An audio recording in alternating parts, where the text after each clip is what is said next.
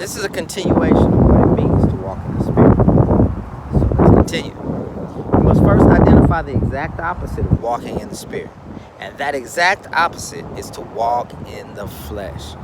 But what does it mean to walk in the flesh? Well, I'm glad you asked. To walk in the flesh simply means to complete the tasks that bring results equal to what flesh desires. However, we must be just a little bit more descriptive, because in the case of dealing with its connection to walking in the Spirit, which is really the opposite of walking in the flesh, there are specific tasks that bring sort of a disconnect in our ability to walk in the Spirit. So let's talk about those. Here are those tasks. They're outlined in Galatians 5:19 through 21. Now the works of the flesh are manifest, which are these: adultery, fornication, uncleanness, lasciviousness, idolatry, witchcraft, hatred, variance, emulations, wrath, strife, seditions, heresies, envyings, murders, drunkenness, revelings, and such like, of which I tell you before, as I've also told you in the past, that which do such things shall not inherit the kingdom of God. Now that's Galatians 5:19 through 21, King James Version.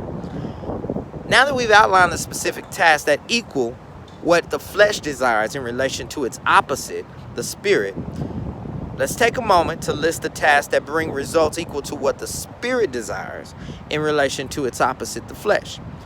It is by operating in these tasks that a person is known as someone who walks in the Spirit. Let's get to it. But the fruit of the Spirit is love, joy, peace, long-suffering, gentleness, goodness, faith, meekness, temperance.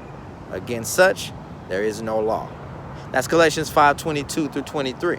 So what does it mean to walk in the Spirit? It means to complete the acts that were just mentioned. You do that habitually. And in the situations of life when it calls for love, you give them love. When the situations of life are in need of meekness to maintain the balance, then you complete that act of being meek. Complete each act that is being required in each situation that pleases the desires of the Spirit. And when you do that, you'll be able to walk in the Spirit.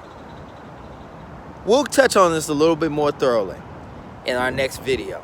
But until then, God bless.